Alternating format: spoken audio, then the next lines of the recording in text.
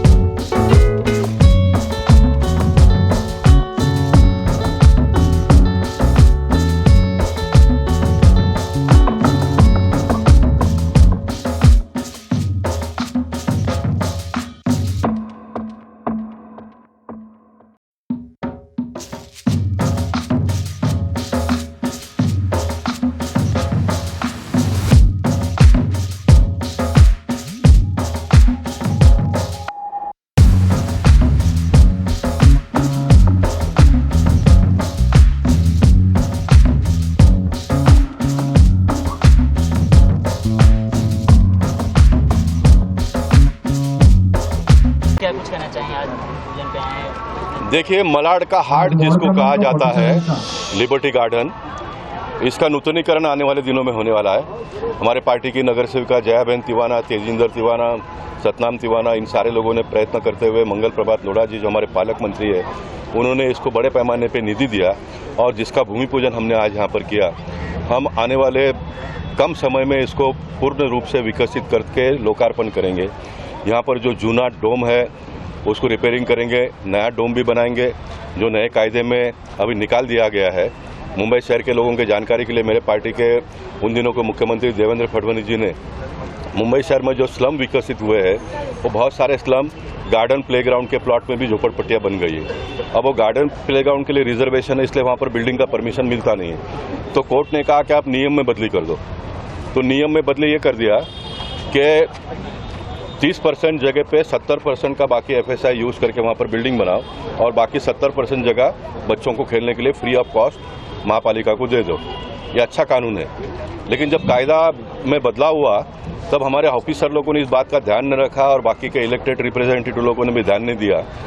जो 91 के DP में 10% खेल कूद के लिए FSI यूज़ करने का और 15% 10% प्लिंथ में 15% FSI, जिसमें विपासना सेंटर बनता था, व्यायामशाला बनता था, डोम बनते थे लोगों को बैठने के लिए, वो सारा रद्द कर दिया। जब मुझे पता चला तो मैं उसके पीछे पड़ा हूँ। एक आने वाले 15-20 दिन में वो कायदे में फिर एक बार जूना कायदे में वो आ जाएगा। तो जो जूने डोम है उसको भी हम रिपेयरिंग करेंगे और आवश्यकता के अनुसार एक नया डोम भी बनाएंगे। और एक डोम हम बनाएंगे, ये जो हमारा शंकर भगवान का जो पिंड है उसके ऊपर हम फर्स्ट क्लास छतरा देकर एक 50-60 लोग बैठे, इस प्रकार की भी हम व्यवस्था आने वाले दिनों में करेंगे।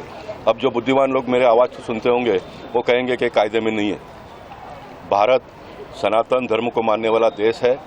80% लोग सनातन धर्म को मानते हैं और 90% से ज़्यादा लोग सम्मान करते हैं। जो 20% लोग हैं वो मानते नहीं हैं, लेकिन उसमें 10% लोग सम्मान करते हैं। यानी 90% लोग जो धर्म का सम्मान करते हैं, वो धर्म के लोगों की जो जो आवश्यकता है वो कायदे में है तो कायदे के हिसाब से करेंगे, कायदे में अगर नहीं है तो कायदे में बदलाव करके भी करेंगे। लेकिन नरेंद्र मोदी जी के नेतृत्व में सनातन धर्मियों की जो भी आशा और अपेक्षा है उसको परिपूर्ण करने का काम हम भारतीय जनता पार्टी के लोग करेंगे। कहना चाहेंगे, गार्डन का नवीनीकरण हुआ है, आपके हाथों क्या? मलाड का लैंडमार्क लिबर्टी गार्डन जल्द ही नए रूप में लोगों के सामने होगा।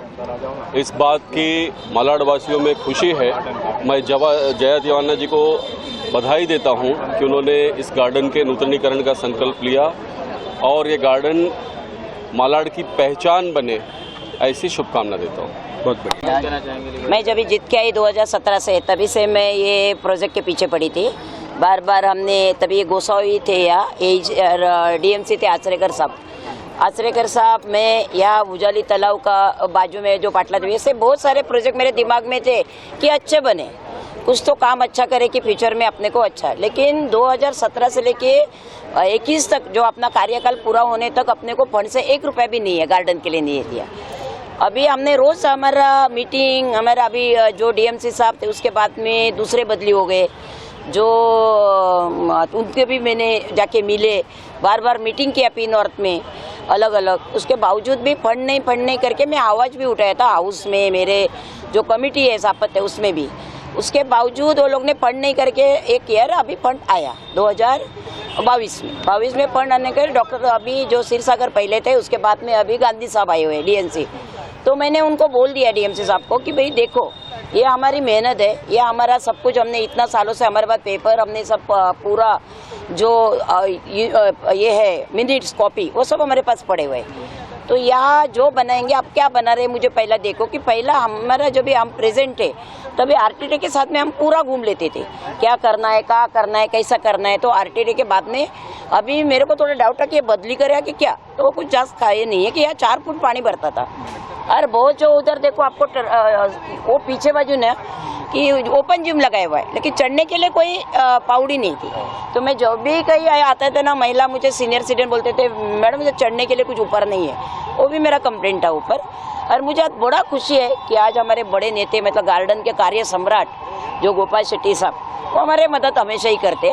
उनको कुछ बोलेगा कि हमारा जब काम का अटक रहा है तो आउट ऑफ वे जाके, उनका एक स्वभाव है मुझे इतना पसंद है ना कि आउट ऑफ वे जाके काम करते।